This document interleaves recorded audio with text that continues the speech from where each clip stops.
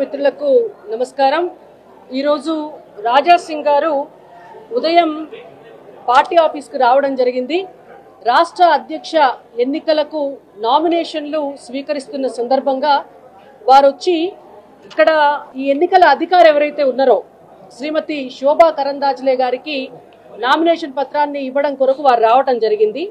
వచ్చిన సమయంలో వారు రాష్ట్ర ఇన్ఛార్జ్ అయినటువంటి అభయ్ పటేల్ గారితో వారు మాట్లాడారు। వారు మాట్లాడితే అభయ్ పటేల్ గారు చాలా స్పష్టంగా వారికి ఇది ప్రజాస్వామ్యబద్ధమైనటువంటి పార్టీ, ఈ పార్టీలో ఎవరైనా కూడా నామినేషన్ వేయవచ్చు, వెళ్ళి మీ నామినేషన్ మీరు దాఖలు చేయండి అని చెప్పారు।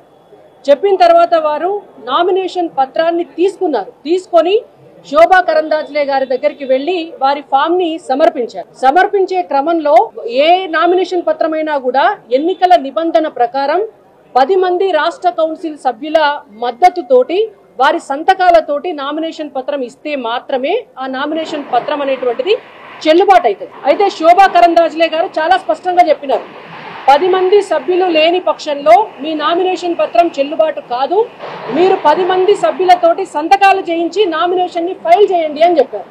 చెప్తే వారు బయటకు వచ్చి సంతకం చేయడానికి 10 మంది సభ్యులు లేకపోవడంతో వారు ఉల్టా పార్టీని బదనాం చేసుకుంటా అబద్ధాలు చెప్పుకుంటా పార్టీ వారికి నామినేషన్ వేసేటటువంటి అవకాశం లేదని చెప్పి అబాండాలు వేయడం జరుగుతోంది।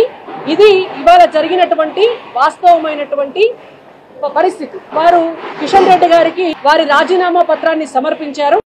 వారి రాజీనామా పత్రాన్ని కిషన్ రెడ్డి గారికి ఇవ్వడం చేత కిషన్ రెడ్డి గారు జాతీయ అధ్యక్షుల వారికి వారి రాజీనామా పత్రాన్ని పంపిస్తున్నారు। ఎందుకంటే వారు ఎమ్మెల్యే కాబట్టి వారి రాజీనామా పత్రాన్ని జాతీయ అధ్యక్షులు అంగీకరించవలసి ఉంటది, వారు అక్కడికి పిచ్చడం జరుగుతుంది।